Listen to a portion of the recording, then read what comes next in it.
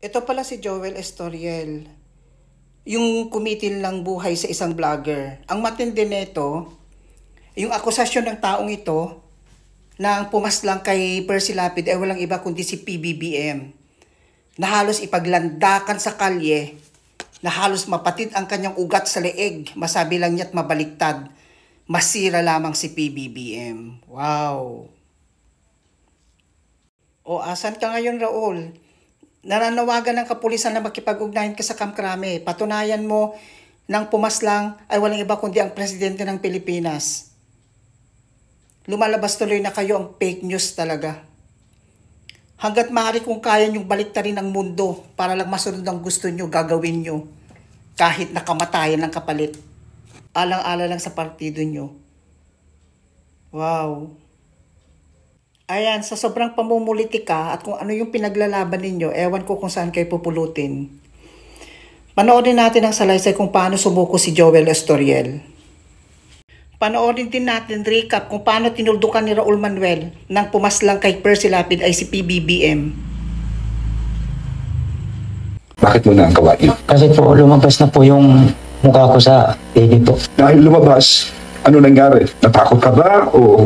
Natakot po ako. Tsaka nakonsensya po sa paggawa. Kaya yan, Percy Lapid po. Di bale, kung nakokonsensya ka, Joel, makakabawi ka naman eh. Importante rito, makakabawi ka kung sasabihin mo lahat na mga kasama mo at kung sino nag-utos sa iyo. Ha? Sino nag-utos sa iyo? Galing po sa loob, sir. Sa bilibid po. Kasi po, sir, yung ano namin po doon usapan. Kung sino po ang matapat doon sa Percy po, siya po ang babaril. May nagkataon po natapat sa akin. Sabi naman po, pag hindi ko binaril, ako po ang papatayin. 550 po. 1,000 po. Ang sa lahat na po yun? 550,000 sa iyo lang o sa buong team mo? Ilan ba kayong team? Sa lahat na po. Ano kayo madami? Bali ano po. Kasama po yung sa loob, bali 6. So, 6 kayo, 550,000 ang binayad. Opo. Okay? So, may natanggap ka bang pera pagkatapos? Opo, inulog po sa bank account ko po. Kasi po sir, hati-hati namin po is 140 po sir. Magkano? 140. 140,000. Okay. Guys, ito na yung video kung saan nagngangaw-ngaw si Raul Manuel sa kalye. Kasama niya yung mga alipores niya. Itong pagpatay sa isang mamamahayag, si Percy Lapid, Dapat mawala na itong kabataan partilis na to. Sa ating mga Pilipino, patuloy ang culture Sa of totoo lang, impunity parang sa ang ating gulo lang sila bansa. sa Pilipinas.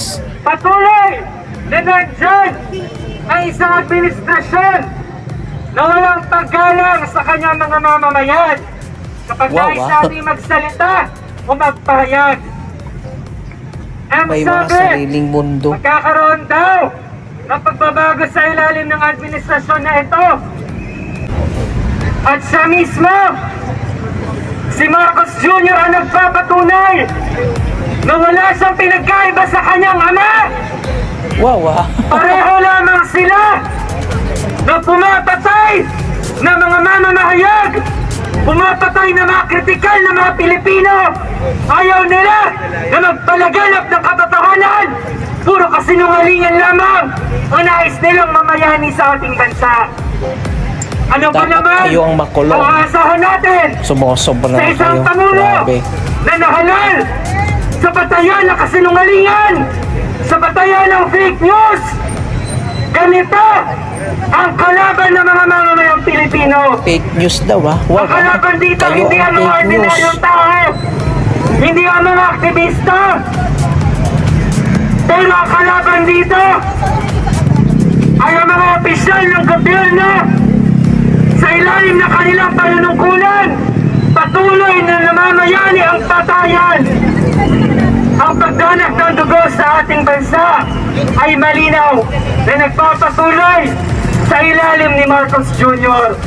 Pangalawa na ito, wala pang 100 days na nakaupo sa pwesto, dalawang mga journalista ang pinatay sa ilalim ng administrasyong ito. Kaya naman, tayo mga mamamayan, Sa totoo lang sila din lang naglolokohan. Talunan lang makakagawa niyan. para tiyakin na patuloy tayo nakakapagsalita, hindi natatabunan ng katotohanan lamang magdoble kayod tayo.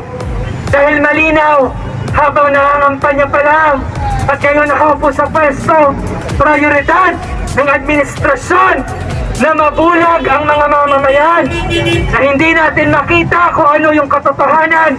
Maniwala na lang tayo sa kung ano mang fake news yung kanilang pinapakalat.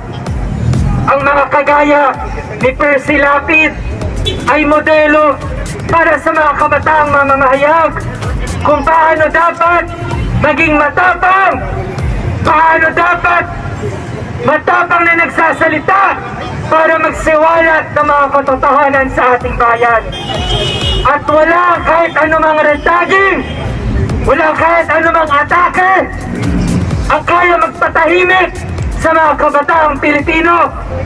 Patuloy ang ating paglaban, patuloy ang ating pakikibaka, at hanggat nandyan ang mga kwento ng ating mga kababayan na dapat ipalaganap, yung mga kwento ng pagdurusa sa ilalim ng krisis, yung mga content ng sinasabi niya, parang alam niya yung mga mangyayari, kaya sinasabi niya. Ginagamit lang nila si Percy Lapid. Ng bawat kabataan naghihirap, mamamayan naghihirap, uusbong at uusbong ang mga kabataan mamamahayag. Nasaan pa mas marami mga Percy Lapid na siyang magiging mga agents ng katotohanan sa ating bansa. Ilamang po at patuloy po nating ipanawagan, defend, defend, defend press freedom! Defend! Defend! Defend press freedom! Good luck sa'yo. Himas Rehas ka ngayon. Hustisya para kay Percy Lapid! Hustisya!